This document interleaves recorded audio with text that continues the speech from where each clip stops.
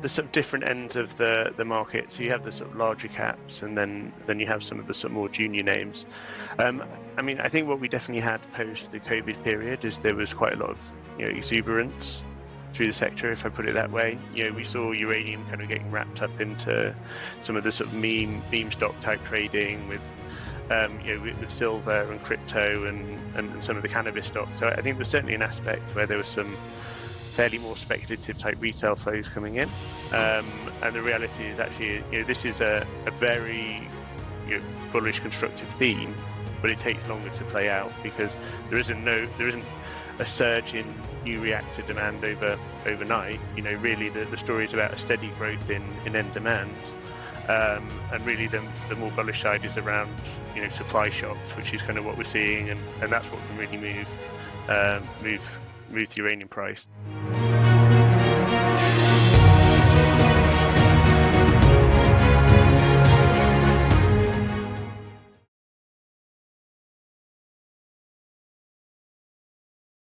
Hello everyone, and welcome to another edition of CEO and Market Expert Interviews. I'm your host Lucian. Some of you know me as Triangle Investor from social medias. My guest today is Robert Crayfourd, fund manager for CQS Natural Resources Growth and Income and Geiger Counter Fund. Robert, thank you for coming to my show. It is great to have you. Thank you for having us. Thanks. I'm glad we set this up. We saw each other on Minds and Money in London 2 weeks ago, and you were a speaker on the uranium and nuclear energy panel, which I would like we discuss today. I mean, nuclear energy and uranium, among other things, of course. But maybe we should start with a quick overview of the fund that you are managing and give us some background of yours, your origin story. So I mean, quick one on my background. So I'm a geologist by education. I've kind of been on the buy side, investment side, for about 20 years now. So being a resource investor, have a lot of sort of general macro views, but a lot of our focus is around the kind of bottom up stock picking as well, and kind of where we see market trends. So where do we fit with that? So I co-manage with a colleague of mine across three funds. We talk there to CQS Natural Resources, which is a general resources fund across energy and mining, and we have the Geiger Counter Fund, which is to my belief still the longest running uranium mining focused fund, running since 2006. So we've obviously got kind of a long extensive knowledge and experience on that sector as well. Yeah, you are one of the longest uranium funds. I'm an investor in uranium from 2006, and I remember from the early days your fund. I want to ask you more of a general broad question, and we will start with that. What new trends are present among investment funds in the world? I know it depends on a lot of factors, fund size, geography, way of thinking and more, but what trends are the investors should pay attention to in 2025 when it comes to fund investing? And tell me more about it, please. Well, I mean, look, fund investing is just a kind of pooled way of getting access to a broader list of equities, and thus reducing the specific risk of investing in them. But ultimately they're all exposed to the same broader macro trends that we see, and I guess that's probably the key focus coming into 2025. I mean, quick one on our view. I mean, we're definitely of the view of it's probably going to be a bit more volatile. There's going to be more uncertainty. We've got another Trump term coming through, and that's likely to lead to tariffs, potential risks around China. We can definitely talk. We can spend a lot longer than we have time for today to kind of talk through all the driving factors there. But we're kind of taking a bit more of a cautious tone about sort of global growth and ultimately commodity demand, and we're pretty broadly concerned around China, and kind of position accordingly. Yeah, feel free to unpack the part of the trading wars. I mean, what could we see in 2025 when it comes to trading relations among the powerful economies in the world? Yeah, well, I mean, this is obviously second Trump term. So, we had our 2016 term, which we saw quite a heavy use of tariffs. he's been very vocal about using tariffs more into this upcoming term. So I think that's very likely to be a use and a way he's going to try and garner leverage over other nation states and try and force things to operate in a certain way, and that's clearly a preference that he has. China are obviously front and center in that. I think there's a high probability of tariffs over China, and that has a big knock-on effect into commodity flows. Ultimately, as a knock-on to sort of Chinese growth, we obviously know some of the risks there around the sort of ongoing property crisis, and that kind of presents additional risks. So, yeah, ultimately we're trying to position for that. Trying to keep some powder dry. I think there's going to be higher volatility across subsectors, all driven by a tweet overnight, and that'll both present itself risks and also opportunities. So, we're definitely taking the view of having some powder dry and want to be able to try and maximize returns off the back of that. Yeah, but in 2025, you expect more cautious approach when it comes to fund and investing. In the short term, we are seeing already some red flags. Yesterday, Dow Jones was in red territory, and that was for 10th consecutive day. I believe the record was 12 down days in the row in April of, I'm not sure, 1966, 1968, something like that. So, a lot of red flags showing on the world stage on the trading. Are you cautious even in the short term? Yeah, look, I think risks are heightened. If we look, valuations globally are kind of pretty extended. We look to the US and using the sort of Buffett multiple with stocks being worth twice US GDP, and that often presents an extended risk and suggesting valuations are fairly toppy. So, we're looking globally and, beyond kind of big tech and the sort of more growthy sectors that are garnering a lot of attention. Actually, below that, we're not seeing super strong growth rates. We're not seeing, the general consumer feeling very wealthy and looking to spend more. So, we've got a high rate environment. In the last week, we've seen clearly it's going to be more difficult for the Fed to materially cut rates, and that was following on from hawkish comments from Powell last night. Clearly, inflation may be a bit trickier, maybe a bit stickier, may be harder to get down, and that means rates may not be coming down as quickly as the market had anticipated 3, 4, 5 months ago. And yeah, that in itself presents risks. So yeah, look, we're definitely of the view of volatility is likely to be heightened. There are specific risks out there. It certainly leans to our view. We've got quite a large weighting towards precious metal miners. We think they do provide a defensive aspect to that. We think sentiment for that sector is very weak, despite record high gold prices. And actually, I think we've got a pretty positive backdrop there for future earnings on those corporates. But trying to call gold price is always very difficult given all the drivers feeding into that. But yeah, we think that kind of provides some attractive protection at attractive valuation levels. Yeah, I would like to ask you a bit about the precious metals, because I will not ask you about gold. We have a full YouTube of interviews about gold and gold going to 5,000, 10,000. I would like to ask you about silver. Do you believe that silver could be finally the days are coming for silver, that it could finally breach this 34, 35 levels and go to 50 level, 60 level, 70? I hate throwing numbers, but do you see silver going up? That's my main question. Silver's an interesting one. So just quick summary on that is we really like the top-down drivers of silver. We find it a bit more difficult on the bottom up, trying to find, because ultimately you end up paying kind of premium multiples for silver miners, and quite often they're in jurisdictions that haven't been super friendly to mining, as we've seen more recently with Mexico. But why do we like silver? So two main things really. So first one being that we've now reached a real tipping point where it's over 50% demand driven by industrial use. The major growth components there being used in electronics. So you see it used in wind turbines, you see it in solar, you see it in EVs, which have had their sort of steady growth trajectories. But increasingly, it will likely feed into chips and sort of AI data centers and basically high-end electronics in general. So it really plays well into the overall kind of electrification trend. And we're seeing that kind of shift now to being such a material component that I think that provides a really supportive backdrop.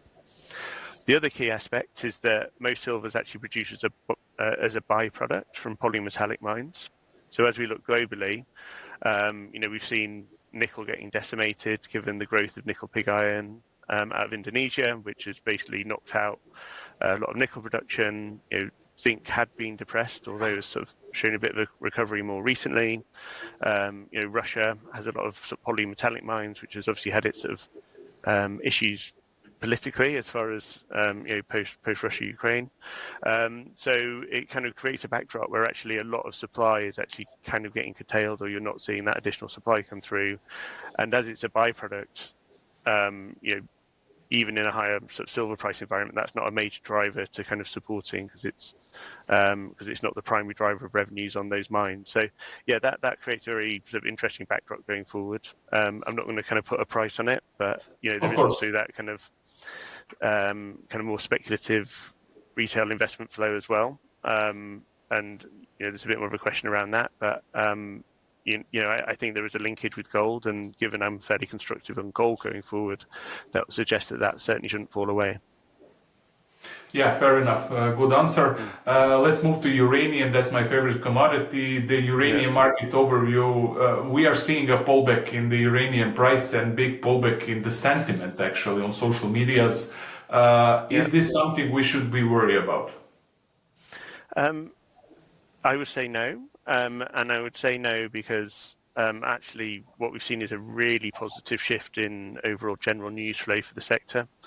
And it's a big topic here to try and unpack in one paragraph. But we have seen sentiment soften. I think we had seen spot kind of get notably above the term price. And what we've seen is this more recent correction is come back more in line with the term price, and that has an action of kind of putting a bit more of a floor under it because you get people effectively buying spot and then are able to sell it forward and make a rate of return. So that provides a supportive factor.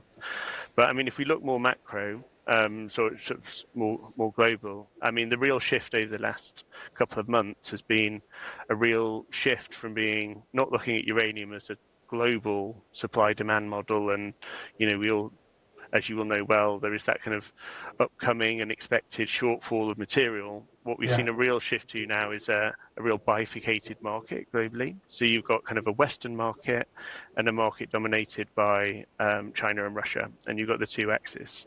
And that's created a dramatic shift, which we believe ultimately leaves Western reactors short of material, but more in the near term than it was prior. And I think that creates a really exciting backdrop in the near term. But one thing I would caveat is uranium is a slow-moving beast, and nuclear. We know from the demand side that it takes a long time to build a new reactor. But once you've built them, they run for 60, 70, 80 years. And we're seeing a very steady build-out of reactors in Asia, primarily in China, which is building around 10 per year. And if you look to the West, the story's been more around reactor life extension. We're certainly seeing that in the US, certainly in the UK and across Europe as well, as political support for nuclear has really gained pace, given there's a clear realization of the requirement for nuclear to meet carbon emissions. But what's really shifted most recently has been firstly back in around April, the US had the ban of Russian material into the US, which was going to sort of stagger over a number of years. And we saw, 4 years or so, and we saw Constellation getting a 2-year waiver, for example. And then we had Russia or Putin responding, but that there was a ban on nuclear material to the US, and that's materially shifted the overall balance in what was already looking quite a tight market for Western utilities. So, as you will know very well, we've had these sort of ongoing issues with the coup in Niger, which meant a massive loss of material into Europe. Which, you know, the French being the major buyer there, they've been offsetting that with additional purchases from Kazatomprom. But the Kazakhs themselves have also had their own issues, and we know about we know about them scaling back their growth guidance because they've had operational issues around sulfuric acid. But what we have seen is ultimately China kind of gaining control over control of that material. So, you know, even within that Kazakh material, Russia has their own JVs. You have Chinese JVs, and even Cameco via Inkai are selling material to the Chinese via that offtake. So I think we're in a backdrop that people are still looking at this as a kind of global market of supply and demand, and actually they should really be breaking this down into a kind of Western market and a kind of Chinese-Russian axis market as well, which isn't purely U3O8. You know, this also feeds through into you know, conversion and enrichment. Yeah, agreed on all you said. The fundamentals are actually intact when we look and getting better every day. Basically, we have excellent uranium and nuclear energy news every day or every week. But there is a disconnect between those news and the uranium equities. Why are the uranium equities not performing, I would say, in line with those good news? Not all equities, of course. Some equities actually hit all-time highs recently, and I believe that your fund holds them as well. So what's your take on the uranium equities performance? Yeah, so I mean, there's sort of different ends of the market. So you have the sort of larger caps, and then you have some of the sort of more junior names. I mean, I think what we definitely had post the COVID period is there was quite a lot of, you know, exuberance through the sector, if I put it that way. You know, we saw uranium kind of getting wrapped up into some of the sort of meme stock type trading with, you know, with silver and crypto and some of the cannabis stocks. So I think there's certainly an aspect where there was some fairly more speculative type retail flows coming in. And the reality is actually, you know, this is a very, you know, bullish constructive theme, but it takes longer to play out because there isn't a surge in new reactor demand overnight. You know, really the story is about a steady growth in end demand, and really the more bullish side is around, you know, supply shocks, which is kind of what we're seeing, and that's what can really move the uranium price. So. Good answer. I want a quick return to supply and demand. Robert, who will fill the gap when we enter the biggest supply and demand gap in the future? Who and where? Yeah, so I mean, I guess we're sort of focusing more on the sort of Western utilities, and you know, they don't have to panic today. You know, if we look across, say, US utilities, for example, they have around 2 years of inventories. You know, but their primary concern is about kind of rolling in contracts that they then use to offset where they have effective shortfalls out, you know, into sort of 2030 and beyond. And you know, I think there is a real question mark of where does that additional supply comes from. You know, we look to the major consultants' estimates, and they kind of they all include you know, projects that aren't even permitted yet, and kind of assume kind of fairly perfect execution on timelines and timeframes of them coming in.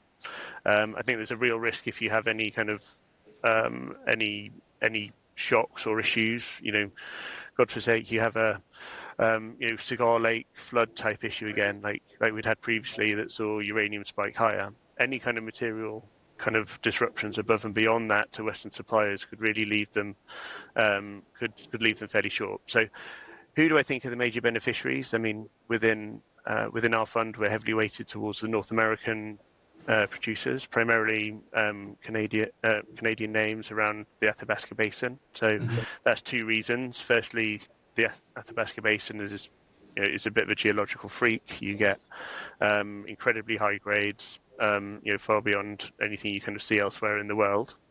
and it's also very much a tier 1 jurisdiction to operate, and with good property rights. So we have a heavy tilt there. The other thing that we really like is that we think there's going to be a very strong contracting cycle coming up, as we now have Western utilities seeing reactor life extensions. So they now have to find material to fill in to that future life that's currently uncommitted. But then beyond that, we also have this surging interest in SMRs for AI data centers, which is a real incremental leg to growth. And I think that's kind of a fascinating aspect to the overall story, because it really solves some of the kind of key crucial issues to nuclear power as an overall solution. Yeah, I would like to hear more about the future of SMRs and how do you see it? Do you really believe they will play a big role in the future? Yeah, I mean, I think they're going to be hugely important. I mean, there's a question mark around timing. They're seeing, if we look at most of the estimates now, the kind of back end of this decade, we start to get some of the earlier rollouts of initial SMR designs, and I think you need to kind of see that, and pushing into 2030s we'll get kind of a wider rollout. The thing that I think's exciting about it is, I think there's some. I mean, there's so many designs operating globally. I think sort of circa 100 designs, but it really feels like there's about 4, 5, 6 designs that are now starting to edge ahead and lead on that. And when I say lead, I think it's more coming down to they're starting to get big companies looking to put private funding into them, and there we're talking to the likes of Microsoft, Google, Meta, and basically, when you get that kind of private funding, that means that the level of work, design, and pace of acceleration can really push ahead. I'm not trying to suggest you can accelerate permitting timelines, but we're looking out to sort of into the 2030s. But it would mean that from that point, once these designs are approved and everyone is comfortable with safety, etc., then you could really accelerate a wider rollout and try and meet that ultimate energy and zero carbon energy that's required to meet these demands from the data centers. Yeah, we mentioned your positions, the fund positions. Like you said, you hold majority of the producers and developers, but you also invest in lower scale companies. I mean, the explorers and the early stages as well. Yeah, I mean, it's as many of your listeners will be aware, it's been a very difficult market in junior mining. We definitely have a preference for companies that have either their own funding or a clear route through to funding, and we see funding risk as being as ultimately being low, because ultimately if you don't have that, you're kind of exposed to whims of the market, and therefore can end up having to raise equity at sort of discounted levels, etc., which we have seen. But within that, I think nuclear is slightly different from some of the sort of more broader sector. I think there is a real appetite, and ultimately the pool of investable companies in uranium mining is still really small. It's still a highly concentrated sector. There's a lot of very interesting projects. What we look to on those earlier stage projects are ones that, well, firstly have reasonable discoveries, have grade, are kind of near infrastructure. So again, Athabasca Basin, particularly Eastern Athabasca Basin, ties in well to that.